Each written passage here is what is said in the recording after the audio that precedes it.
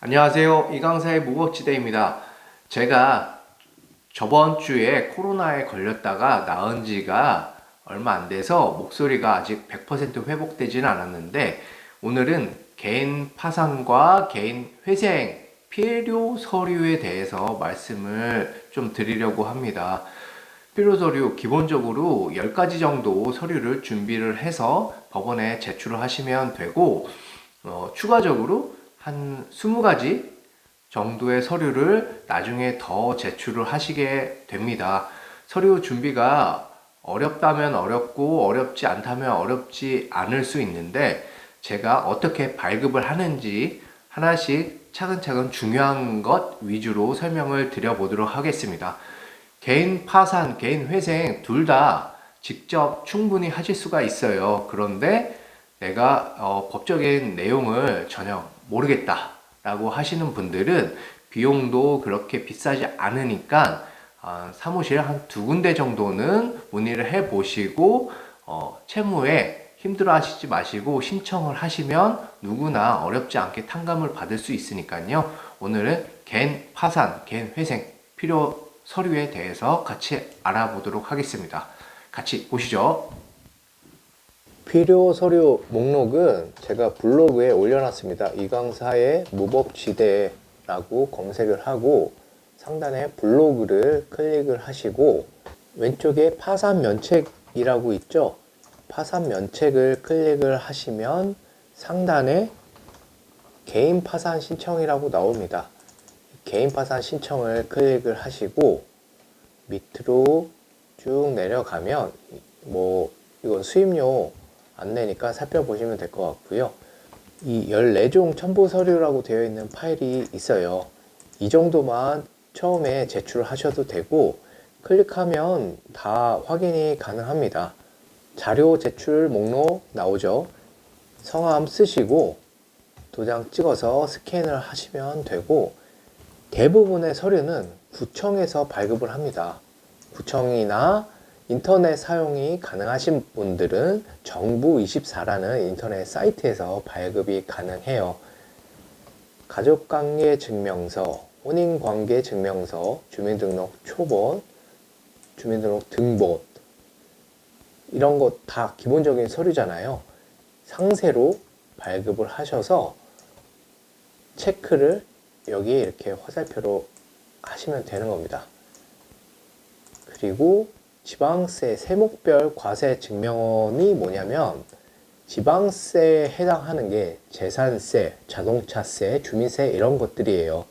이걸 내는 목적은 자동차세를 낸 적이 있는가, 재산세를 낸 적이 있는가, 과거에 냈다면 자동차를 보유했던 적이 있다는 사실이고, 재산세를 납부한 적이 있으면 부동산을 소유한 적이 있다는 거죠. 그래서 등기부를 안 내도 이 서류를 확인을 하면 재산 보유 현황을 알 수 있는 겁니다. 여기 전국 단위로 발급이라고 되어 있죠. 전국 단위로 과거 5년 정도치는 제출을 하셔야 되고 3년 내는 경우도 있는데 보통 5년은 확인을 합니다. 세금을 낸 여부를 체크를 하는 거예요. 그리고 자동차 소유하고 계시다고 하면 자동차 등록원부 마찬가지로 제출을 하시면 되고, 없으면 체크를 하시면 됩니다. 차량 소유 없음. 마찬가지로 아까 말씀드렸지만 과거에 소유했다고 하면 여기에 나타나겠죠. 그러면 현재 없으면 왜 처분을 했는지, 처분해서 생활비로 썼는지, 채무를 변제했는지 나중에 말씀을 해주시면 되는 거고요. 문제가 되지는 않습니다. 웬만하면. 그리고 등기부 등본 인터넷으로도 발급할 수 있고 구청에서도 발급할 수도 있고요. 없다면 해당 사항 없으면 체크하시면 되는 것이고, 이 부분 많이 어려워 하시는데 이것도 중요한 서류입니다. 생존자 보험가입 내역 조회, 생명보험협회에서 발급을 하죠. 그리고 예상 환급금 내역, 이것도 중요해요. 각 보험회사라고 되어 있죠. 먼저 생존자 보험가입 내역 조회를 어디서 발급하냐? 생명보험협회라고 했잖아요. 자, 이것도 인터넷으로 발급할 수가 있습니다. 생명보험협회를 검색을 하시고 이 사이트로 들어갑니다. 여기 밑에 내 보험 찾아 중 있죠? 이걸 클릭하시는 거예요. 보험가입 내역 조회라고 되어 있죠? 여기 숨은 보험금 조회하기가 나옵니다. 이걸 클릭을 하면 이렇게 입력을 하게끔 되어 있어요. 이름, 휴대폰, 주민번호 하고 공동인증이든 휴대폰 인증이든 하셔서 본인이 가입된 보험 내역을 확인하고 출력이 가능해요. 이 서류 반드시 내야 되는 서류예요. 이걸 내면 동양생명, AI생명, 하나생명 없어졌으니까 삼성생명 이렇게 나올 겁니다. 나오면 아까 서류 중에 각 보험회사에 예상 환급 내역서를 발급해 달라고 해야 돼요. 제가 아까 여기 세 군데 보험이 나왔다라고 하면 그 각 세 군데에 전화를 하는 겁니다. 그래서 예상 해약 환급금 내역서를 팩스로 보내주세요 라고 하면 돼요. 팩스 요청합니다. 그러면 팩스로 이 서류를 받을 수가 있는 거예요. 이 서류를 받기 위해서 먼저 이걸 발급을 하는 겁니다. 어디에 가입되어 있는지 체크를 정확하게 해야 되고 이거 안 내잖아요. 무조건 내라고 합니다. 그리고 마찬가지로 이것만 냈는데 이 세 군데가 있다고 체크가 됐는데 이 서류를 안 냈다. 그러면 무조건 내라고 합니다. 이 두 가지 정말 중요한 서류예요. 만약에 인터넷을 할 수가 없다 라고 하면 이거 종로 5가역인가 있을 거예요. 직접 가셔서 발급을 하셔야 되고 번거롭잖아요. 그러니까 인터넷으로 하시면 되고 이건 직접 안 가시고 전화하시면 되는 겁니다. 전화해서 발급을 하시고요. 나머지 사업을 하셨던 분이 발급하시는 서류들, 사업자 등록증 등등등인데 사업을 하신 적이 없으면 당연히 해당 사항 없겠죠. 발급 안 하셔도 돼요. 세무서에서 발급하는 거고, 그리고 과거 1년부터 은행 통장 거래 내역, 은행 방문해서 발급하시면 됩니다. 또 어려운 거 아니고 마찬가지로 1000만원 이상 사용한 내역이 있거나 재산 처분한 내역이 있으면 부동산을 팔았는지 자동차를 팔았는지 경매됐다면 그 배당표 발급받아서 제출해야 되는 거고, 이것도 아까 세금 내역 확인하면 다 조회가 가능하다고 했잖아요. 만약에 자동차가 있었고 부동산이 있었고 했는데 거기에 대한 설명이 없다. 마찬가지로 반드시 제출해라 라는 보정을 받게 되실 겁니다. 이것도 중요한 서류고요.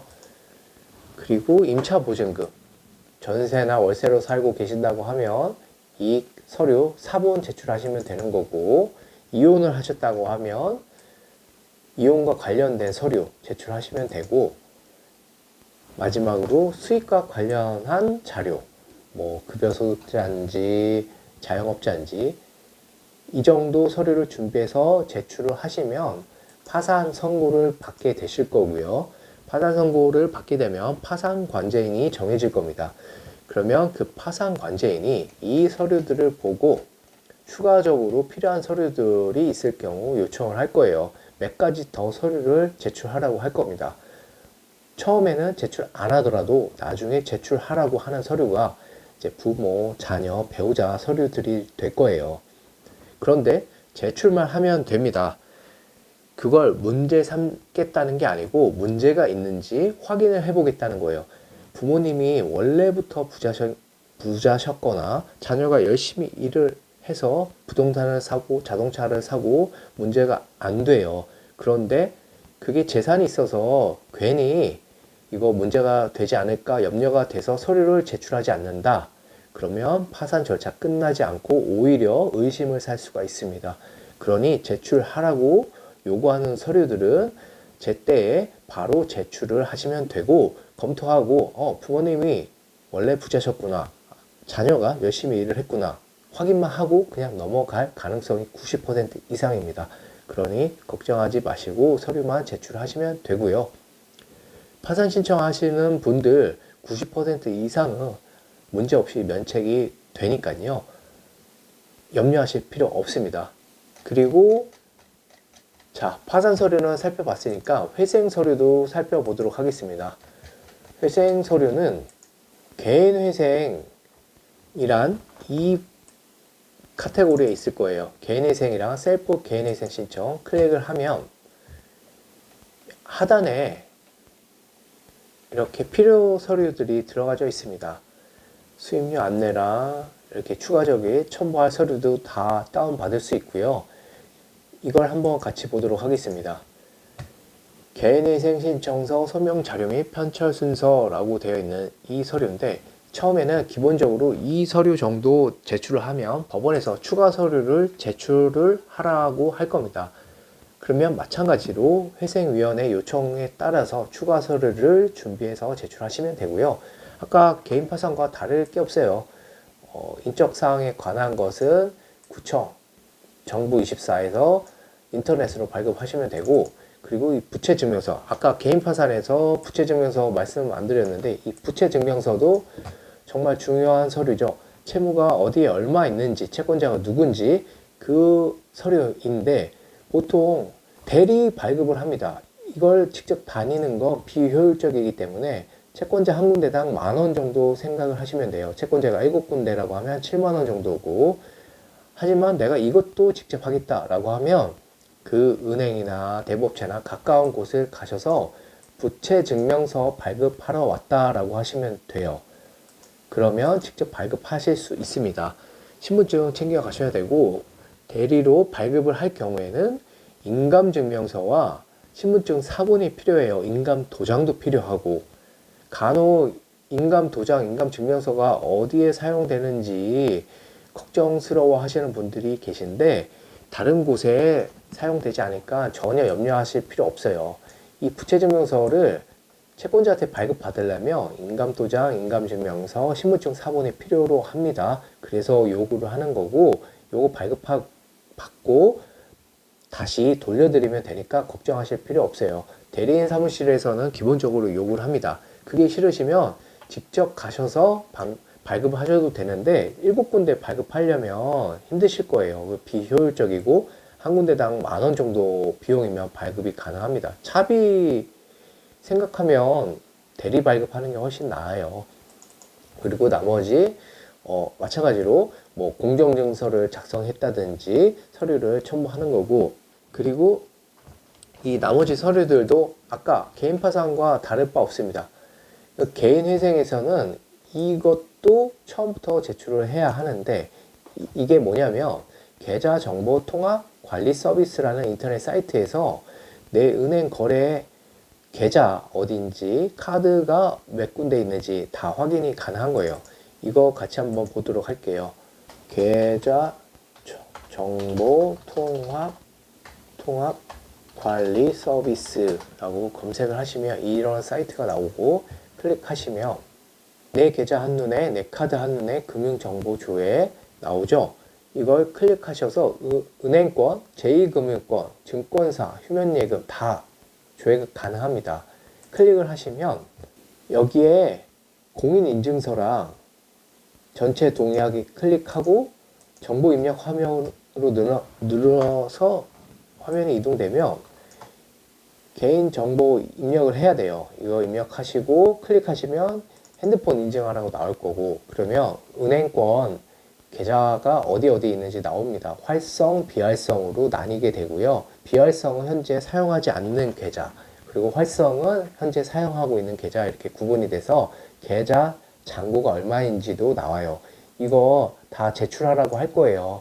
개인회생에서는 다 제출을 해야 되고, 개인 파산에서는 이것까지 제출하지 않아도 보정이 안 나오는 경우가 더 많은데 이걸 처음부터 제출하는 경우도 있어요. 근데 굳이 개인 파산에서는 이거는 안 내도 되고 개인회생 할 때는 무조건 제출을 해야 된다 라고 아시면 될 것 같습니다.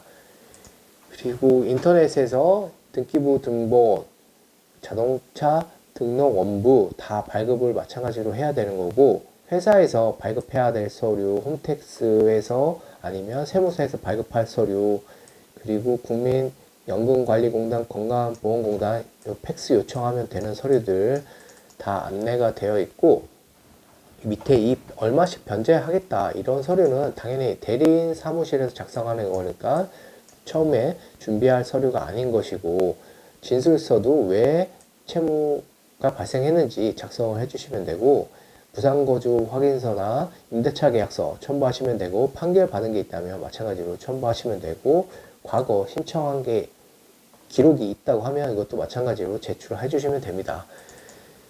개인회생 파산이 서류가 대동소이해요. 개인회생 서류가 조금 더 까다롭고요.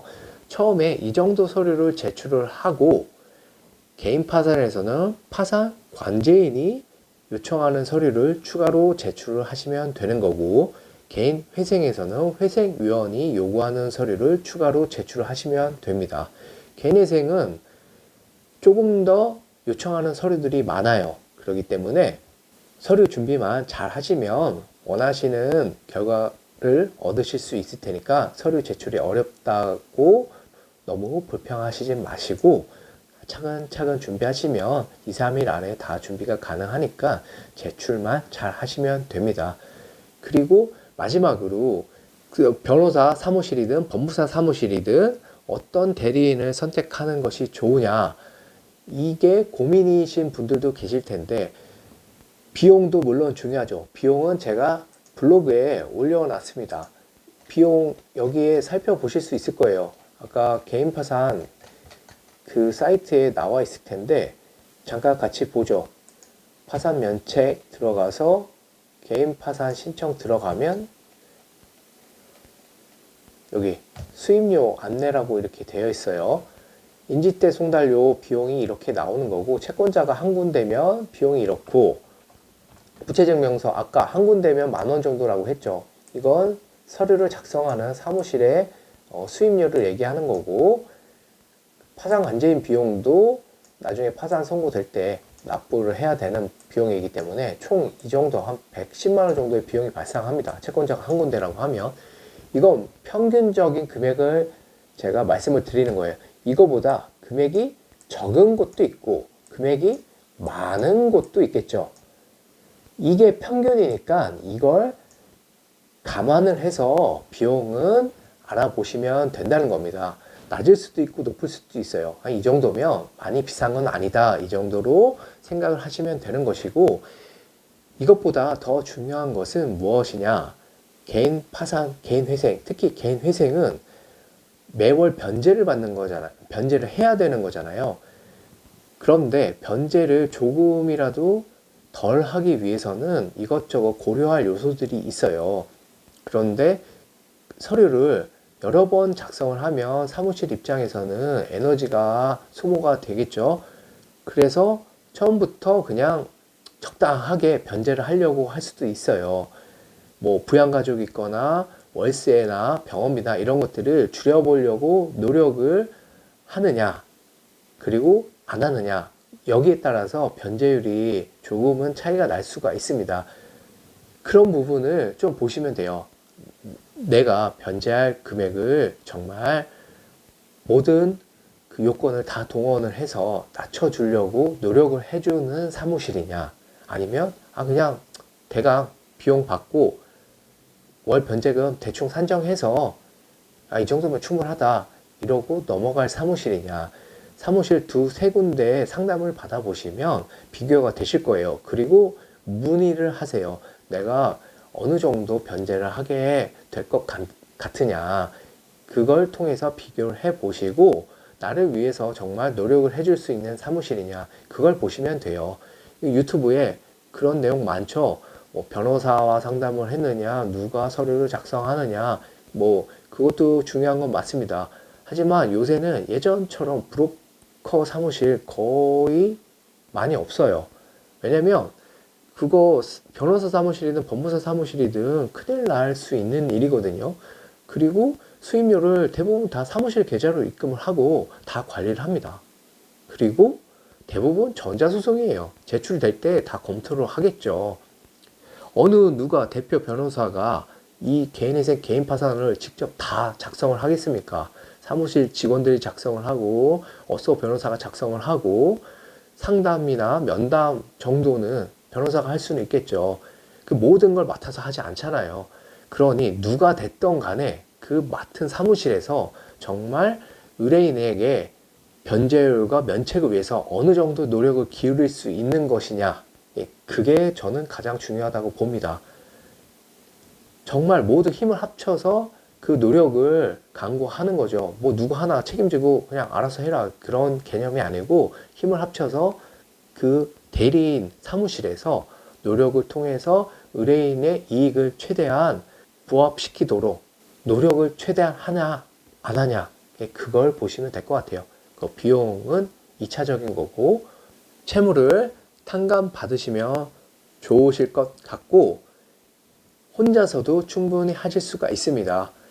너무 뻔한 상황들이 있어요. 1인 가구에다가 뭐 내가 탕감 받을 것도 없고 부모님 집에서 거주하고 있고 이러면 줄이기도 애매하거든요. 아프지도 않고. 그러면 충분히 혼자서 전자소송으로 하실 수 있어요. 그러면 돈 100만 원은 아끼는 거거든요.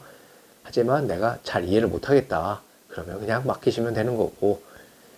자, 오늘은 여기까지 말씀을 드리고 다음 시간에는 혼자 진행을 하시다가 궁금해 하셔서 저에게 질문하시는 분들이 계신데 그 유의할 점 등에 대해서 제가 설명을 드리도록 하겠습니다. 구독과 좋아요 부탁드리고 다음 시간에 뵙겠습니다.